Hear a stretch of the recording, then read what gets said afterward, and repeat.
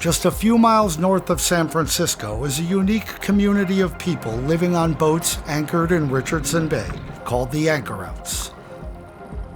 I first heard about the Anchorouts in 2022.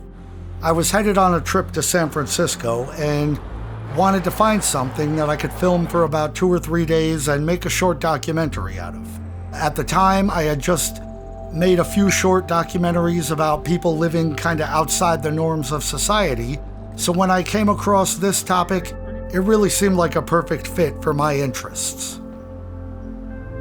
I wasn't sure what to expect when I first headed out there. I wasn't even sure I'd be able to find anyone to film. I didn't know anyone. I didn't know how I was going to get in touch with anyone. I had no access to a boat to try to get out onto the bay. I just showed up with my camera and hung around the waterfront, and fortunately was able to run into some people. I met Peter and I think Guy both on the first day, and they were super friendly and super willing to talk to me. I was pleasantly surprised on how easy it was to find a few people who were willing to share their story and share their perspective on what's been happening out there. They think we're pirates, and if we're pirates, we're holding the fort and we're keeping this place open and free. At the time, a lot of the Anchorouts wanted to speak with people to try to bring more attention to the story, the aspect of their boats being crushed, making people homeless. At one point, there was a homeless camp on land full of old Anchorouts who had their boats seized by the Richardson Bay Regional Agency. But at the same time, there was quite a few who didn't want to be filmed. Just, maybe some people just don't want to be on camera. But also a lot of them felt distrustful of the media for how they had been portrayed. They were kind of tired of being looked at and viewed as a floating homeless camp, and, they didn't know me, so a lot of folks just didn't know what angle I might try to take with the story. So if you live on the dock, right there, you're not considered homeless. But if you live here, you're considered homeless. Well, why? Rich people don't want to look at poor people. When I went back out there about 1.5 or 2 years later in 2024, I had a little bit better idea of what to expect. So I planned accordingly. I made sure to bring a waterproof bag. I made sure to bring a photojournalist's camera harness, because I knew I'd want to be able to just let go of my camera without dropping it in the water. I might need both hands to climb on and off of boats. If a big boat wake comes along and rocks me, I need to be able to grab a hold of something so that me and the camera and everything doesn't go in the water. I still wasn't really 100% prepared for what it was really like out there. It's a lot of work being out there, and it's a lot of work to try to film. I mean, the boats are constantly moving. Your chances of being able to get a steady, locked off camera shot are pretty much zero. Camera angles are limited because you're on a boat. So if I'm shooting an interview with someone, there's only so far away from them I can get, only so many locations I can go to get a different angle. A lot of the time it was hard to try to get angles and footage from off of people's boats. There was times where I was getting around just by a canoe or kayak. At one point I had a rowboat for a little bit. Fortunately, at one point I had a rowboat with a motor on it. That was great. But trying to paddle and get camera footage, and then I'm drifting, doing one of these while I'm trying to grab footage. I'm trying to paddle with one hand and hold the camera up to my face with another. It is quite challenging. A few things I definitely wasn't prepared for. I was keeping extra camera batteries in the cargo pocket of my shorts, and they would get covered in salt water, and so the battery contacts were getting corroded. I kept having to constantly clean those off. Seagulls would constantly be attacking a drone anytime it went up in the air, so it was kind of difficult to get aerial shots or, wider angles showing the entire anchorage. There's just a lot of things, a lot of variables to deal with when, you're filming out on a bay.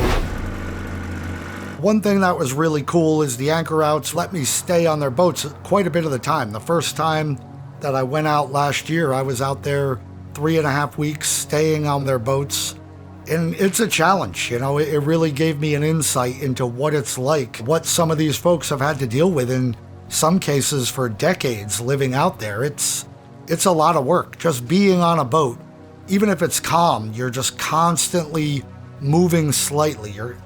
Just to sit upright, your core muscles are working a little bit. The boat I was staying on, I had to poop in a bucket. This is not an easy life. You have to carry your waste to shore every day or every couple of days to get to shore.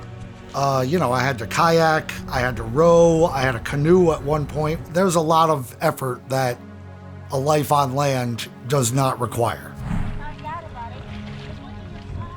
That really helped me kind of get into the mindset and understand a little bit better what the anchor outs are having to deal with on a day-to-day. For me, it was a project, a documentary that I'm filming, but for them, this is their way of life. And, really just helps put things in perspective. It was also great just getting to spend so much time in close proximity with the anchor outs. I've really developed a level of respect and compassion for a lot of the folks out there. Many of them I would consider my friends at this point. I hope they feel the same about me. That also makes it difficult to film at times. Some of these people are going through probably one of the toughest times in their lives. They're being told that they can't live how they've lived for decades. They're having everything taken from them. They're being forced to land and they don't want to go. And, filming people in such a vulnerable position like that, it can be a little awkward at times, a little uncomfortable. God damn it! No, that's not word. God damn it! It's tough trying to strike a balance between, when it's appropriate to film and when it's not. To some degree, I think that's part of why my filming style and even the style of my videos has evolved into what it has. I'm part of the scene. You hear my voice on camera a lot. I'm interacting with these people and, just trying to be a respectful human being while also documenting them. They're nice enough to open themselves up and to share their story with me. And it's my responsibility not only to listen to what they're saying, but to be part of the conversation they're trying to have with me. I can't just ignore them and stick a camera in their face. Firm believer in sound healing and I think my filming technique and my style that I've developed over the years actually benefited me by granting me access that some other folks might not have. Several of the anchor outs, they just really don't like the way they've been portrayed in the media over the years. And they've seen some of my other videos and know that I'm not going to edit things out of context. I'm not going to disparage them. I'm not going to disrespect them. I'm not going to lie for them, but I'm just going to present what I see. I'm documenting my interactions with them. That got me interviews with one man who told me he has never spoken to a journalist before, but he had seen some of my other videos and agreed to talk with me because he knew I wasn't going to treat him poorly. I was going to be grateful that he was willing to speak with me, essentially. The willingness of the anchor outs to speak with me, I feel like also benefited me in getting interviews with the Richardson Bay Regional Agency. They've seen some of the videos I've put out, have fortunately gotten quite a number of views, and as a result, they say, okay, well, the anchor outs are sharing their perspective on what's been happening. We feel that we want to participate to share the Richardson Bay Regional Agency's perspective. On the other hand, it doesn't always work out. I reached out to city officials at Sausalito, a couple people in Marin County. I emailed them, contacted them numerous times, and for whatever reason, they just didn't want to reply for an interview. Some of the anchor outs, some who were former anchor outs and lost their boats, didn't want to speak to me for whatever reason. They just kind of want to move on with their lives. So some folks, don't want to be interviewed. Some folks, it's just hard to get in touch with them. Overall, it's been pretty interesting. It's been a super interesting topic to dig into. There's so many aspects, so many moving parts. I already have a ton of great footage. And, ultimately, this will probably wind up being a feature-length documentary. And I'm going to try to continue following this topic the best I can.